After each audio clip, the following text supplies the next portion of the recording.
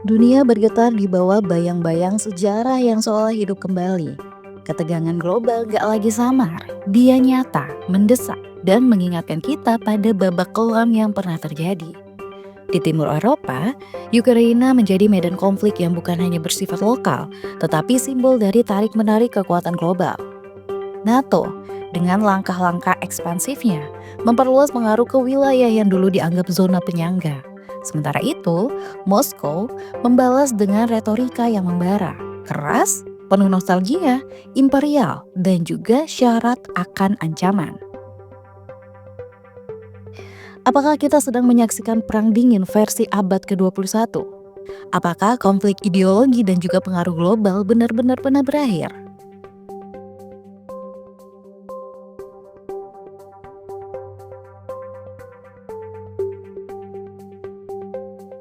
Dari Berlin ke Beijing adalah kisah panjang tentang konflik ideologi, perebutan pengaruh global, dan juga trauma sejarah yang masih membentuk dunia hingga hari ini.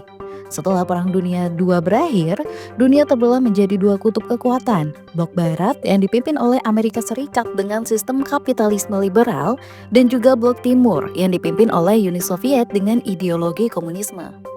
Ketegangan ini tidak meletus dalam perang langsung, melainkan dalam bentuk perang proksi, perlombaan senjata, dan pertarungan pengaruh di berbagai belahan dunia.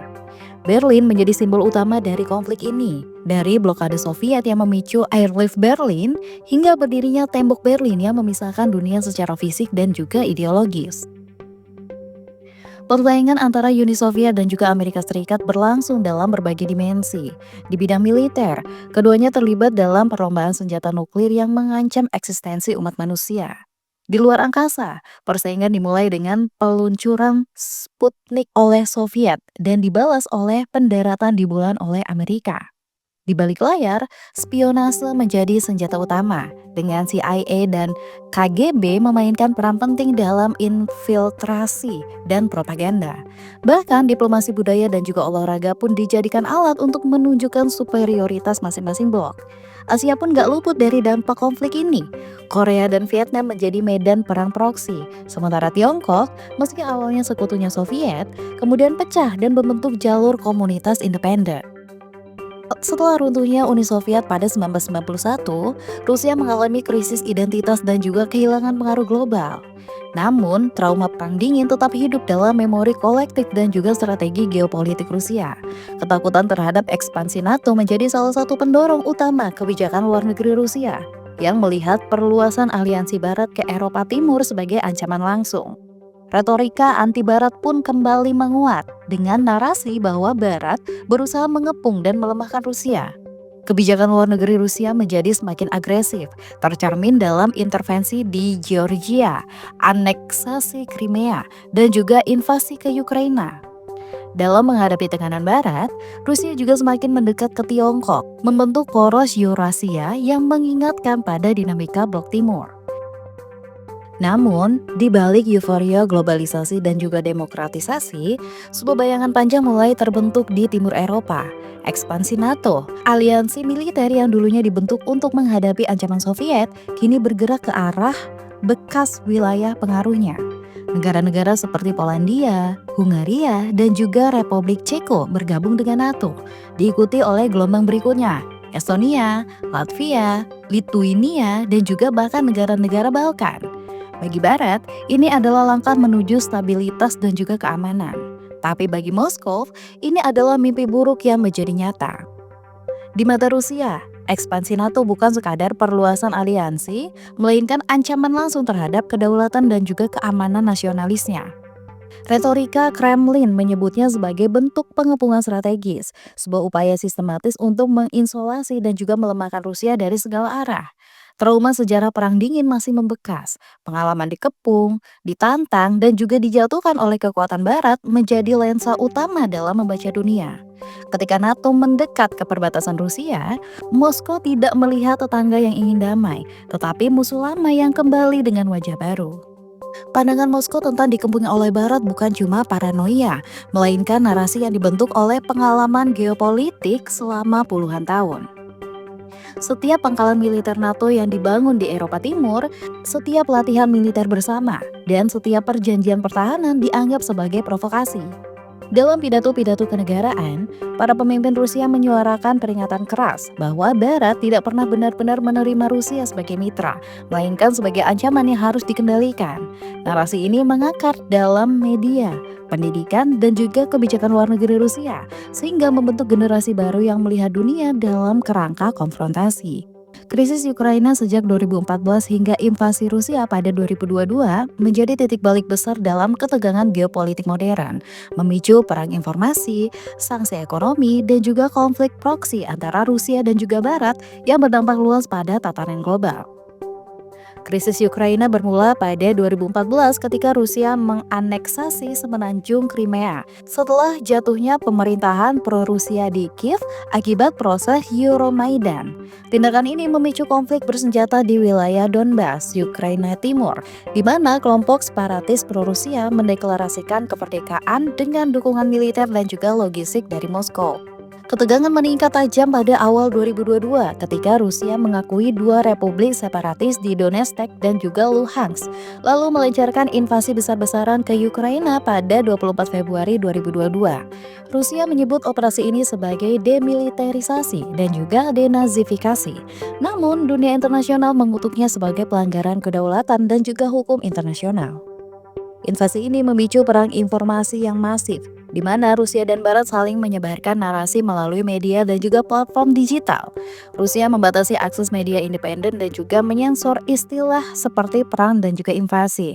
Sementara Barat memperkuat dukungan informasi terhadap Ukraina dan membongkar propaganda Rusia. Di sisi ekonomi, negara-negara Barat menjatuhkan sanksi besar-besaran terhadap Rusia, mencakup perbatasan ekspor teknologi, pembekuan aset, dan juga pemutusan hubungan finansial. Sanksi ini mengguncang ekonomi Rusia dan turut mempengaruhi pasar global, terutama sektor energi dan juga pangan.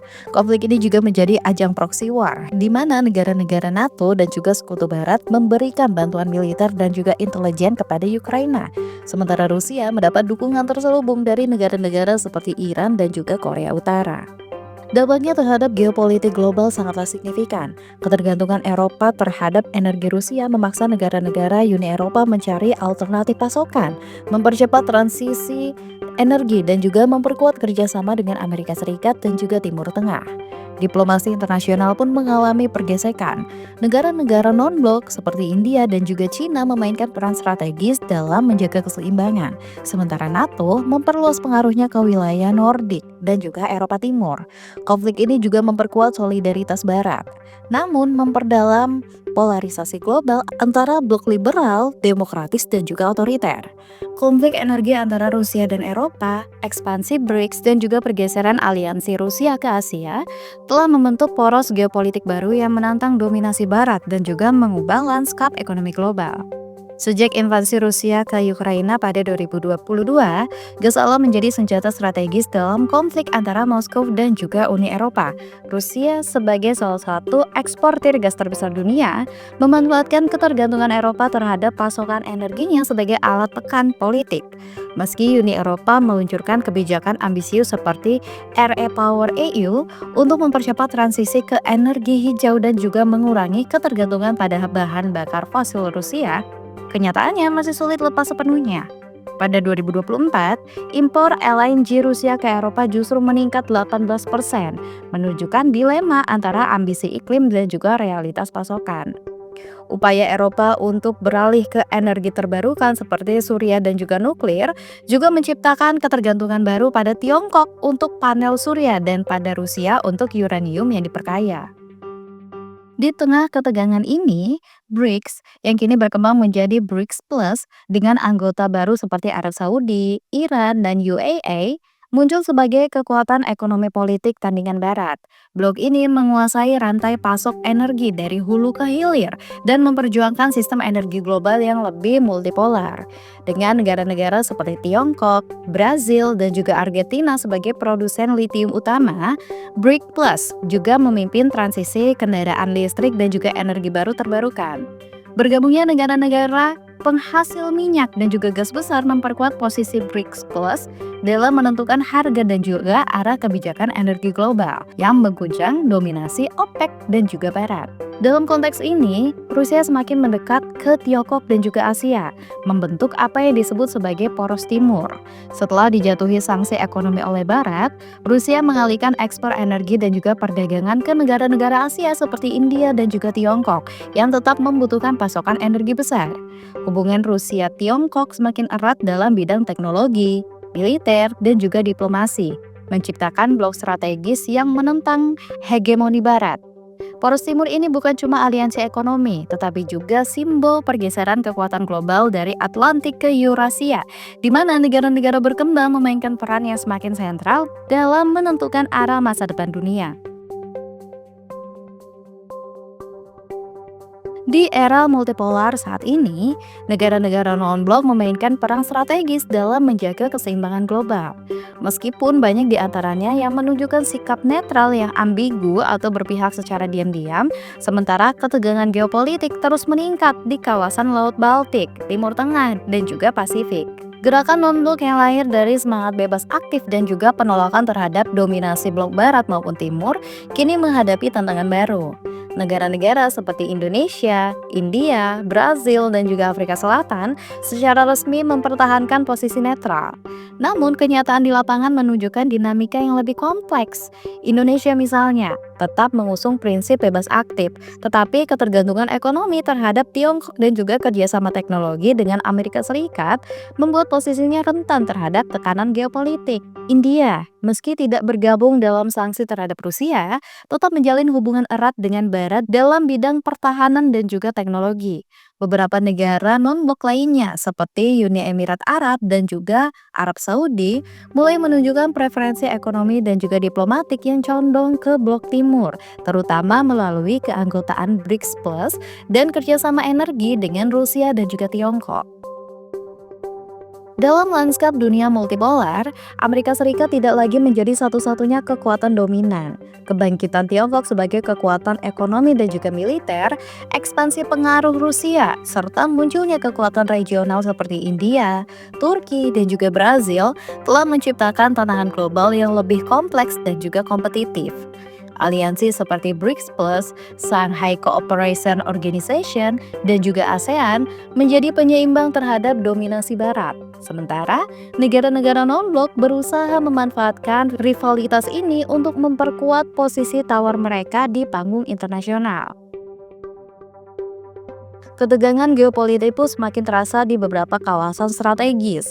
Di Laut Baltik, ekspansi NATO dan respons militer Rusia memicu kekhawatiran akan konfrontasi langsung, terutama setelah Finlandia dan juga Swedia bergabung dengan NATO. Di Timur Tengah, konflik Gaza, persaingan Iran-Israel, dan keterlibatan kekuatan besar seperti Amerika Serikat dan juga Rusia memperumit stabilitas regional.